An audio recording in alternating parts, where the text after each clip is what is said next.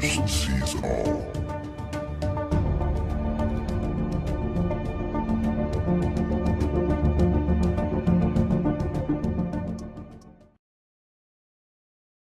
What people don't know about, they won't be afraid of.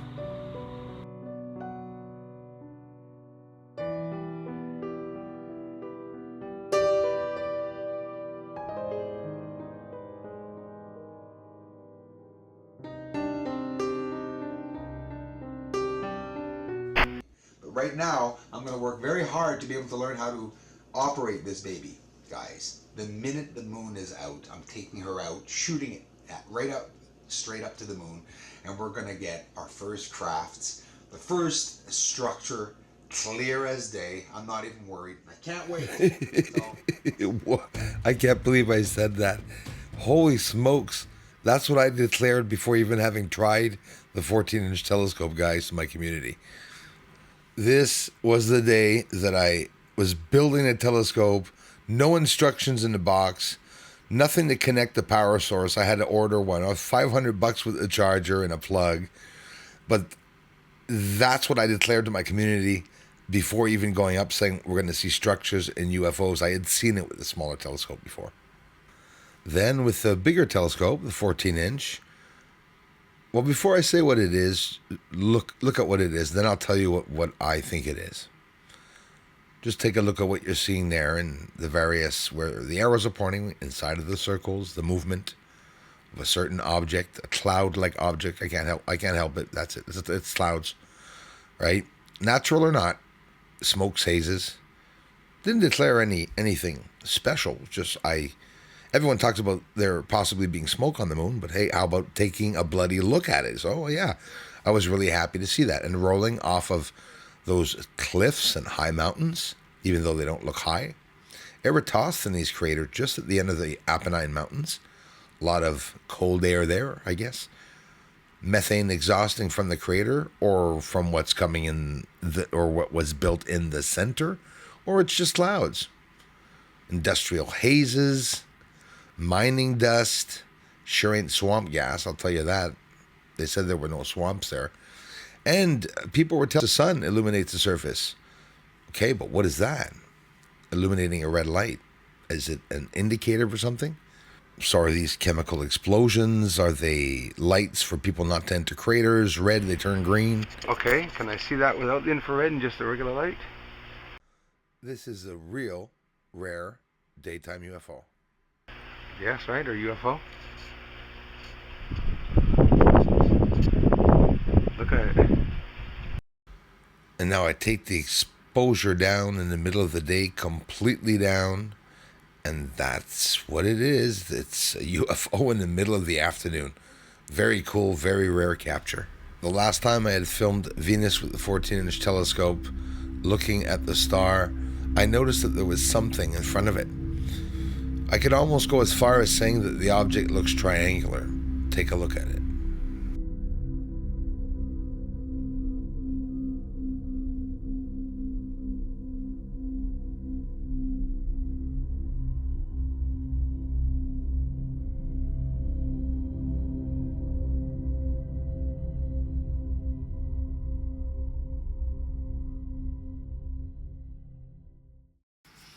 It was all about showing elevation, which is near impossible to see and show on the surface, because they say libration causes an optical illusion that high-rising objects on the surface are near impossible to see, but not impossible.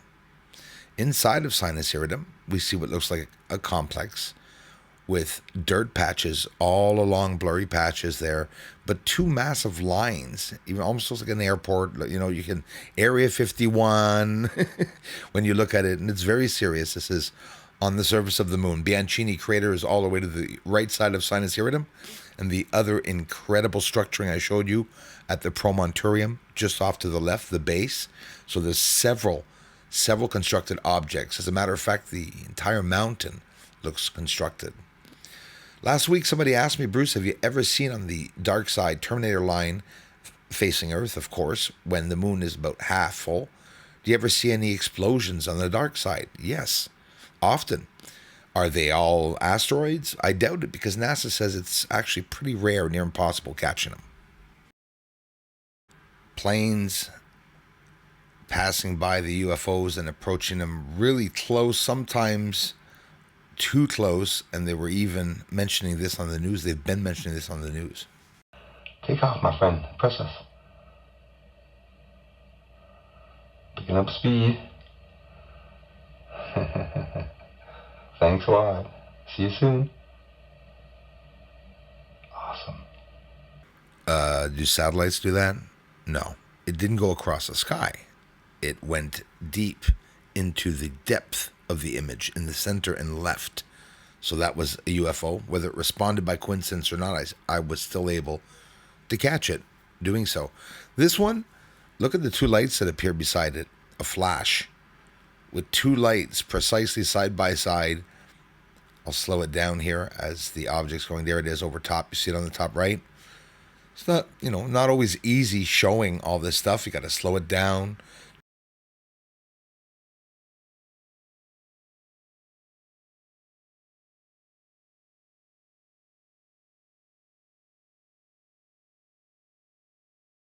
We're in the Ice Age, the beginning of the Ice Age, another Ice Age.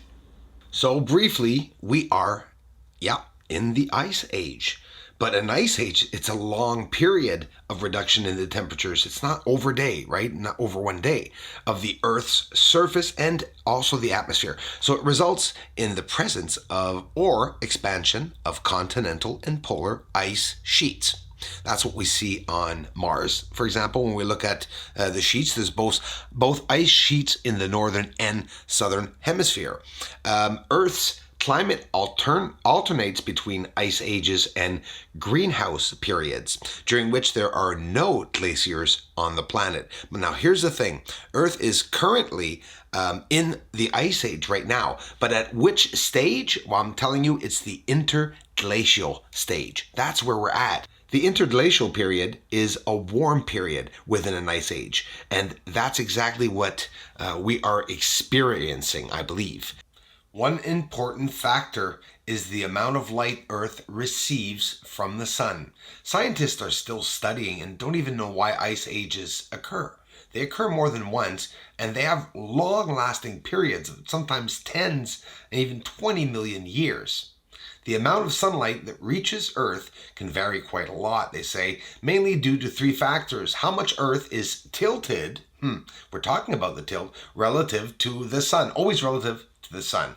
Whether Earth wobbles a lot or a little, and as it's spinning on its axis, and also the shape of Earth's orbit as it goes around the sun, whether it's shaped as a circle or an oval. I'm dead serious. Here, a nice, big ass.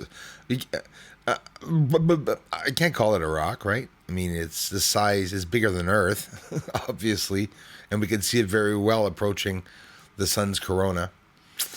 So the corona of the sun has been dimming out the past few days. We're waiting for coronal mass ejection to hit Earth. Hang tight, everyone, and look around. There's lots of flooding. Lots of disasters around the world. Now a bit about how I started this all. Here's really a trip down memory lane. This is Zorgon, one of many hundreds of attackers that were attacking me, trying to locate my family, trying to attack friends surrounding me, contributors. This is was John Lear's best friend, and Zorgon passed away, and so did John Lear pass away. A lot of you know John Lear, but something happened. Now you can see here, the topic was Bruce Cesar Swartz. He was so jealous, he even put my name wrong so people wouldn't look up my work to know that he was lying. Moon anomaly expert. This is John Lear. This guy is mad now because John Lear's talking about me on Project Camelot. Now, this is a grown adult. These are all agent and retired CIA agent friends, as John Lear was a retired CIA agent. But get this. He starts off by saying, I think he's an idiot. There's no way he can say with certainty that what he says are UFOs are not objects flying in our own atmosphere. The size of these craft on the moon would have to be very large. Also, he cowls easily be faking all of this and cashing in. He seems very shady to me. So then it goes on. Bruce sees nothing. Swartz, very childish. This is an agent, adult, retired, imagine, is the new ufologist, as thank you, John Lear, of today said. So get this. But yeah, John took down the pictures of Copernicus. Those are pictures of Copernicus that were on his wall. Extremely close-up images, the closest images anyone ever has of the moon or has had of the moon. And all his friends valorized those images, and it was just spectacular. And it was a spectacular image.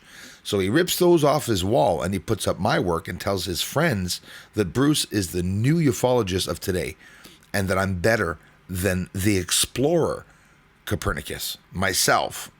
So I'm like, what an honor, right? It was nothing less than an incredible honor. And these are the stories of how Bruce Sees All started, by the way. Notice his childish way of writing Bruce Sees Nothing Swartz so that they don't know it's me. Writing John and not Lear beside it so nobody knows that John Lear was in contact with me, which he was several times. So, and he writes, and I love this one, he took Copernicus from his wall and put up BSAS instead of just Bruce Sees All. He just doesn't want people to reach me. BSAS photos and swears by them now. That really hurt all his friends when John Lear spoke up for me and said, hey, partner, let's work on the moon. That made people so mad. I find that sad, he says, because in his declining years, he's grabbing up any straws. Look at him put his friend under the bus like that. That shows what he wants to see, which is what ufology has become. Sell them what they want to believe. Do not inject truth or reality, all the opposite of what I'm doing, because it will get you scheduled for retraining. And he goes on and on. There were pages and pages of it. So he went and posted that in a forum, and ever since, hundreds of people, including John Walson, you can go check out his channel and look at his cover image and tell me if it was about the cashing in. Because you see, for them, it's always been just a race of who can have the bigger telescope and who can raise the most money. There were comments that, and I have all of the images. I mean, I'm just looking through some of these old snapshots that I took. So Zorgon, before he passed away, exposed and leaked my address, my phone numbers, and he tried to do a little bit more, but he wasn't able to. He didn't have enough time. Life is short.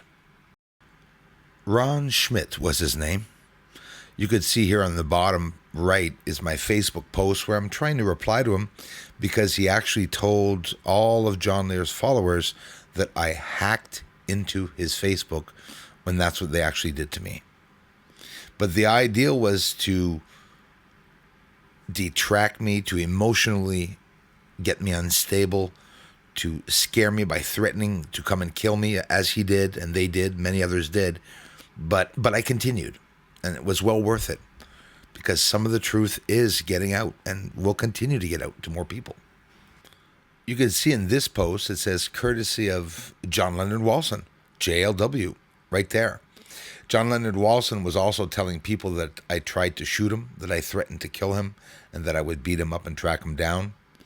So these psychotic people really played a toll in trying to destroy me. But you know what? It made me stronger.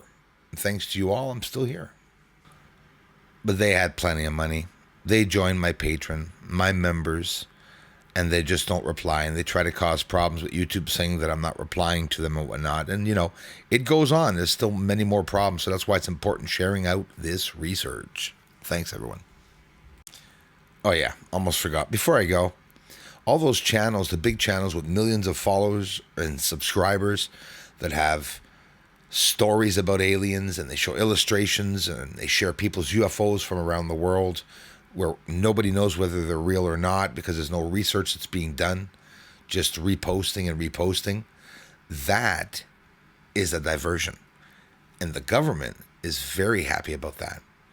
Hundreds and thousands, probably even hundreds of thousands of channels, they talk about space, but they just talk about space. People, for some reason, are not interested, you think, to find out the truth of what I'm doing? That's impossible. It's that they're not reaching me. Artificial intelligent programs are definitely real. Thanks for watching, everyone. Everyone, thanks for the generous contributions, and thanks for watching the videos. Aliens are up there on the moon. They may be even coming right here soon. Aliens are mining on the moon. Yes, they are up there. Doesn't matter, cause disclosure's coming soon.